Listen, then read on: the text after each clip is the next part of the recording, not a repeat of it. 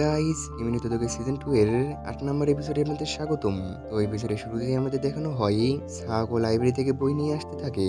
তখনই তার কাছে পিন আসে আর বলে, তো সাগো, তোমাদের স্কুল ফেস্টিভ্যালের প্রস্তুতি কেমন চলছে?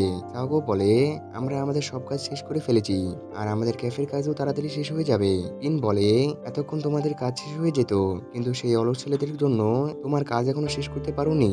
আর হ্যাঁ সাগো, আমি তোমাকে বলতে চাই তোমার কিছু ভুল বোঝাবুঝি হয়েছে। আর তুমি কাজেহাকে যতটা অসাধারণ মনে করো, আসলে সে ততটুকু অসাধারণ না। এটা বলে প্রিন্স সাগোর সাথে তার ক্লাসে আসে আর জোরে করে বলে, তো অলসেরা তোমরা কি করছো?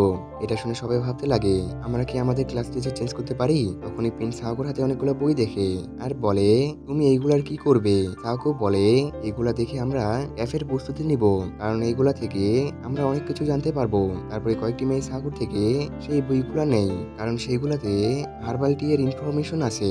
আর কাজে অন্য ছেলেদের সাথে ক্যাফে বানাতে থাকে। তখনই সে সাকুকে দেখে আর তার মনে পড়ে ইন তাকে কি বলেছিল। সে মনে মনে বলে, ইন হয়তোবা সত্যি বলছিল, আমি নিজের ফিলিংস বুঝতে পারছি না। আর সাকু কাজেকে দেখতে লাগে আর ভাবতে থাকে, কুরুমি সেই সময় আমাকে কি বলতে চাচ্ছিল। তারপরে আমাদের দেখানো হয় ফেস্টিভ্যালের আর মাত্র 10 দিন বাকি থাকে আর সবাই তাদের পুরো চেষ্টা করে ফেস্টিভ্যালের প্রস্তুতি নিতে থাকে। আর তারা ফেস্টিভ্যাল নিয়ে অনেক এক্সাইটেড থাকে। তারপরে আমাদের দেখানো হয় স্কুল ফেস্টিভ্যালের আর মাত্র 5 দিন বাকি থাকে আর সবাই সারাদিন রাত প্রস্তুতি নিতে থাকে।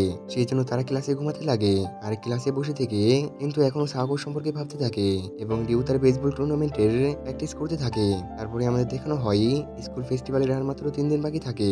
তারা সবাই মিলে তাদের ক্লাসে চিজুরুর বার্থডে উদযাপন করে। তারপরে আমাদের দেখানো হয় স্কুল থেকে বাসায় যেতে যেতে চিজুরুর সাথে রিউয়ের দেখা হয় আর রিউ জগিং করে এসে চিজুরুকে একটি গিফট দেয় আর সেই গিফটটি পেয়ে চিজুরু অনেক খুশি হয় আর রিউ তাকে গিফট দিয়ে সেখান থেকে চলে যায়। তারপরে আমাদের দেখানো হয় বাসায় সাওগো কাজে হার দেওয়া শ্রাইং এর লাকি টিকিটটি দেখতে থাকে। তারপরে ফাইনালি ফেস্টিভ্যালের দিন চলে আসে এবং স্কুল হলে প্রিন্সিপাল ফেস্টিভ্যাল শুরু করে।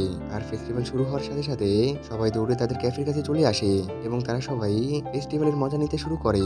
আর সেখানে অনেকগুলো দোকান বসে, কিন্তু এবার ফেস্টিভ্যালে সব থেকে বেশি ভিড় সাওগোর ব্ল্যাক ম্যাজিক ক্যাফেতে থাকে। আর সবাই সাওগোর সাথে কথা বলার জন্য লাইন ধরে। তারা সবাই ভিতরে গিয়ে সাওগোর সাথে নিজের সমস্যার কথা বলে আর সাওগো তাদের সাথে কথা বলে তাদেরকে চেয়ার আপ করে। সাওগোর সাথে কথা বলে সেখানে থাকা সবার অনেক ভালো লাগে এবং তারপরে সাওগো তাদের ক্লাসের সবাইকে হার্বাল টি এর অফার করে এবং সেটা খেয়ে সবাই অনেক খুশি হয়। তারপরে ব্ল্যাক ম্যাজিক ক্যাফের সামনে এত ভিড় দেখে পিন ভাবতে লাগে, এখানে কি হচ্ছে আর এখানে এত ভয়ঙ্কর অওরা কেন? তখনই সেখানে রিউ আসে আর পিনকে বলে সাওগোর সম্পর্কে ছড়ানো গুজবের কারণে সবাই সাওগোর সাথে কথা বলে নিজের প্রবলেমের সলিউশন নেওয়ার জন্য এসেছে।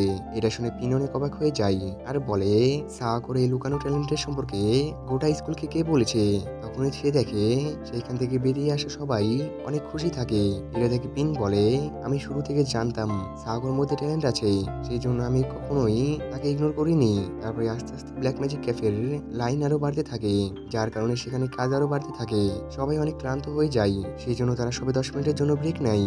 আর এই সময়ের ফায়দা নিয়ে কিন্তু সাওগোর কাছে যাই আর সাওগোকে জুস দিয়ে আবারও তাকে তার কথার জালে ফাঁসানোর চেষ্টা করে। কিন্তু সাওগো এবার তার কথা ভালোভাবে শুনে না, কারণ সে কাজের সম্পর্কে ভাবতে থাকে। কিন্তু বলে, সাওগো, যদি কাজে তোমার প্রপোজাল অ্যাকসেপ্ট করে নেয় তাও তোমরা ভালোভাবে থাকতে পারবে না, কারণ কাজে অন্য কাউকে পছন্দ করে আর তুমি কাজের থেকে অনেক আলাদা। তোমার কি কখনো কাজে আর তোমার মধ্যে কোনো দেওয়াল অনুভব হয়নি? এটা শুনে সাওগো ভাবতে লাগে তার আর কাজের মধ্যে কোনো দেওয়াল অনুভব হয়েছে।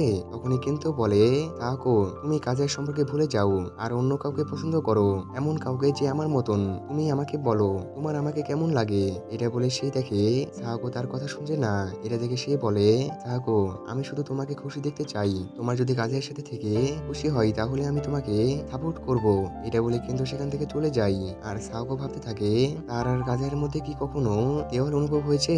তখনই তার মনে পড়ে প্রথমে সে কাজের সাথে ভালোভাবে কথা বলতে পারতো আর কাজেও তার সাথে অনেক কথা বলতো, কিন্তু এই কয়েক মাসে আমি তার সাথে কথা বলা বন্ধ করে দিয়েছি। আর কাজের সামনে আসলে সাথে সাথে আমি কোনো কিছু বলতে পারি না, সেই জন্য এখন আমার আর কাজের মধ্যে দেয়াল তৈরি হয়ে হয়ে গিয়েছে আর এই দেয়াল আমার দোষে তৈরি হয়েছে।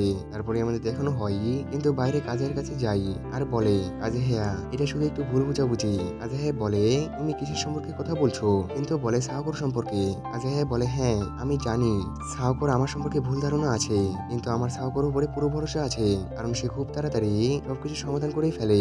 সে কখনো হার মানে না। আর আমি জানি আমি সাগর থেকে অনেক আলাদা।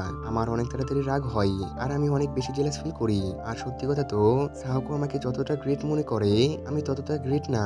আর সাহকো আমার অনেক প্রশংসা করে, কিন্তু সত্যি বলতে আমি তার থেকে বেশি তার প্রশংসা করি। আর তার মনে হয় সবসময় আমি তার সাহায্য করছি, কিন্তু প্রতিবার সে নিজেই তার বেস্ট ট্রাই করে।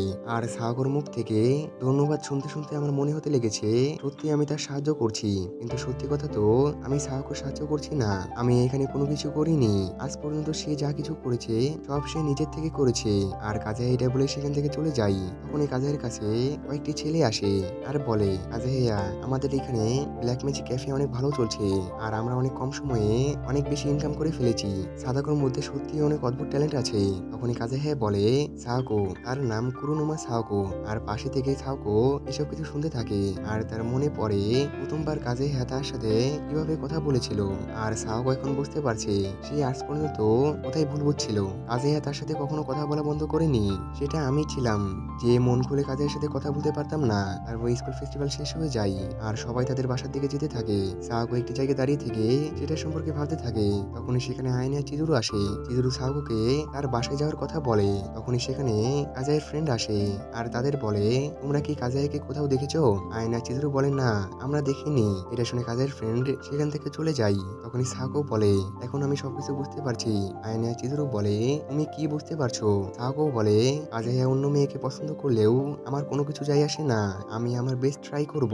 এটা বলে সে সেখান থেকে দৌড়ে কাজায়াকে খোঁজার জন্য যেতে লাগে। তখন সাওকোকে রিউ বলে, সাওকো কাজায়া ক্লাসরুমে আছে, তুমি সেখানে যাও। এটা শুনে সাওকো ক্লাসরুমের দিকে যেতে লাগে আর তার সাথে কুরুমির দেখা হয়। সে কুরুমির পাশ দিয়ে চলে যায় আর কুরুমি কোনো কিছু বলে না। এটা দেখে আয়নার চিত্র তাকে বলে, তুমি সাওকোকে কাজায়ের কাছে যাওয়া থেকে আটকাবে না? কুরুমি কোনো কিছু না বলে সেখান থেকে চলে যায়। তারপরে আমাদের দেখানো হয় সাওকো দৌড়ে ক্লাসরুমের দিকে যেতে থাকে আর সে ভাবতে থাকে, আমি এখন সবকিছু নতুন ভাবে শুরু করব। আর আমি এখন আবারও কাজের সাথে মন খুলে পরিষ্কার ভাবে কথা বলবো আর আমি তাকে সবকিছু বলে দিব। তারপরে সেই ক্লাসরুমের কাছে পৌঁছাই আর দরজাতে লাগানো গ্লাসের উপর থেকে দেখে কাজেহা একটি জায়গায় দাঁড়িয়ে আছে আর সে ভাবতে লাগে কি আমি কাজেহার আমার মাঝখানের দেওয়ালকে ভেঙে দিব আর তাকে সবকিছু বলে দিব। এটা বলে সে এগিয়ে গিয়ে দরজা খুলতে লাগে। আর এখানে এপিসোড শেষ হয়ে যায়। দেখা হচ্ছে নেক্সট এপিসোডে। আল্লাহ হাফেজ।